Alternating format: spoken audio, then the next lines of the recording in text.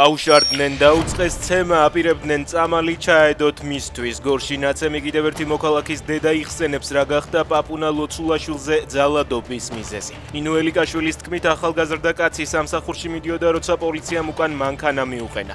ლოცულაშვილმა უთხრა, რომ ეჩქარებოდა და გაეტარებინათ, შინაგან საქმეთა სამინისტროს თანამშრომლებმა კი ეს შენიშვნად მიიღეს და მოქალაქის ცემა დაიწყეს.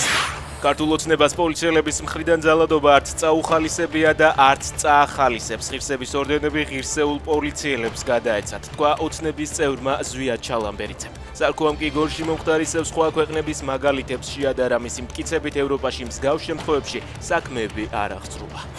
ევროპული უსაფრთხოების ინტერესებში შედის, რომ რუსული ჯარები საქართველოსა და მოლდოვაში არ იყვნენ. ამის შესახებ კაია კალასმა განაცხადა. ევროკავშირის უმაღლესი წარმომადგენელი საგარეო საქმეთა და უსაფრთხოების პოლიტიკის საკითხებში ამბობს, რომ რუსეთთან უკრაინის საკითხზე მოლაპარაკებების დაწყების შემთხვევაში სხვა საკითხებთან ერთად საქართველოდან და მოლდოვადან რუსული ჯარების გაყვანის საკითხსაც დააყენებენ. ზაფხულისთვის შეზლონგის ფასი გაორმაგდა და მაქსიმუმ 10 ლარი იქნება, კოლგის ფასი კი 5 ლარი. BMG-ის ინფორმაციით 2026 წლის ზაფხულის სეზონისთვის გამოცხადებულია 30-ზე მეტი აუქციონი, რომელზეც სანაპირო ზოლის მართვაზე პასუხისმგებელი სიპი მიწას 1 ნოემბრამდე იჯარით გასცემს.